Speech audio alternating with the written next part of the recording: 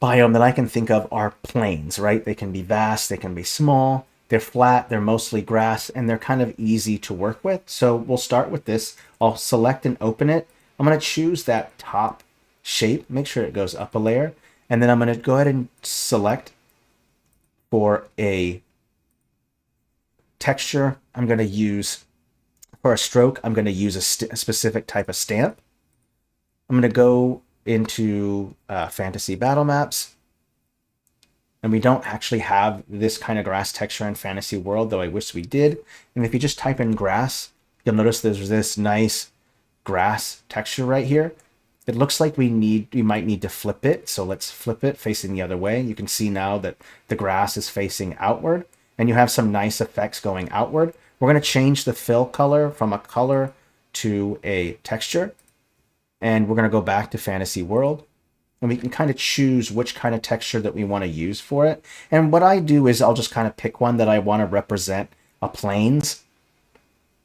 Oh, yes, where I did the flip is really easy to find. So that's selected. If you kind of scroll down, you'll notice there's some flips. Flip horizontally.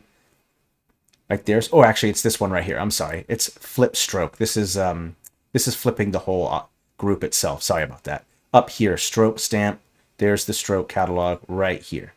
Sorry about that.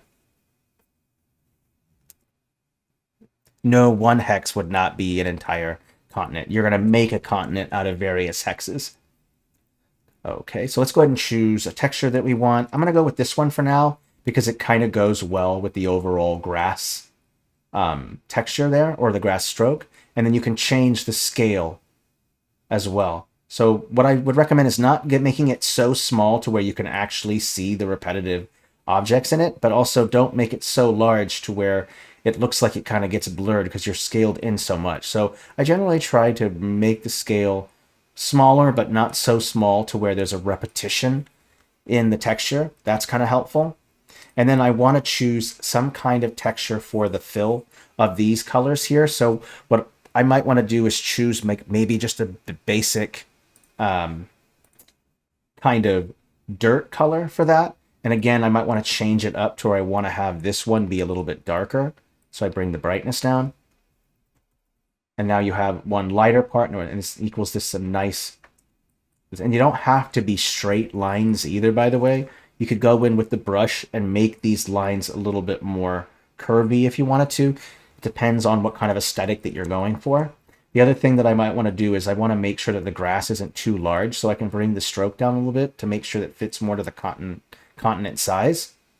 And also keep in mind that scale, when you're adding stamps to it, the scale might vary, because what you might want to do is the hex itself is on one scale, distance or miles or days of travel, while the stamp scale is separate, right? Because the objective is that you want to make something visual on the hex that the players can see, and it hints at what they're moving towards, like a ruin, or it's specifically a desert biome. So you want to have at least the scale of the stamps can be slightly bigger than the scale of the distance of each hex, so that way it's visually easier to see and register for your players when they're looking at it. Some Minecraft vibes. That's funny. Though Minecraft is not the first to come up with this, but I do like the idea of it kind of does have that vibe to it, and Minecraft is a fun game. Great stuff. So this is kind of your basic stuff right here, your basic planes, but I usually like to add in a little bit more. So I'll take that basic hex right there, and I'll just go ahead and turn off the stroke, and then I'll go up in here, and then I'll choose a grass texture. So I'll go to show names, and now I can kind of see it, and you'll see in here that there should be some grass textures, some alphas. If it's not in here, then it's definitely in Parchment World. So if I type in Parchment, and I just type in grass, there's a grass texture right here, and you'll see the grass right here. So I can change the size of it. Oopsie, not that one. Oopsie, let's go back. Too big. Let's go up a layer. There we go. Put the grass on top of that. Let's go ahead and change the fill texture scale. And then I might want to change the contrast. Bring the brightness down a little bit more so I can kind of see the grass. There we go. Okay. All right, now you can see each individual piece there. And now you can see some grass in there. So this is like your basic flat plane right here. So if you wanted to have like no trees, then you would start right there, right? And then what I generally do, this is just me, is I'll make several variations of a plane. So this is just one, but you can make variations of it. So for instance, I want to maybe just put like a couple trees on it. So I can just go into here, go back to Fantasy World, and just type in tree.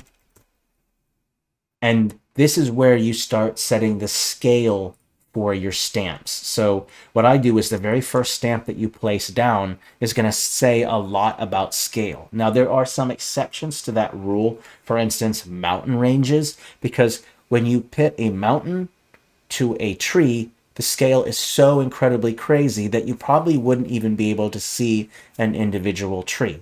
So the way that you kind of reconcile that is that you have to realize there will be some scale differential. For instance, you're going to have a mountain and your tree is going to be substantially larger because you want to be able to see the individual tree. Now, you don't have to use individual trees. Like, for instance, you might change the scale up when you're making a mountain tile from making a regular plains tile or a road tile or a settlement tile, right? But you want to keep some continuity and scale, right? But the point is to have a visual aesthetic. You want your players to see what is on that particular tile, right? So it kind of makes sense to do it that way.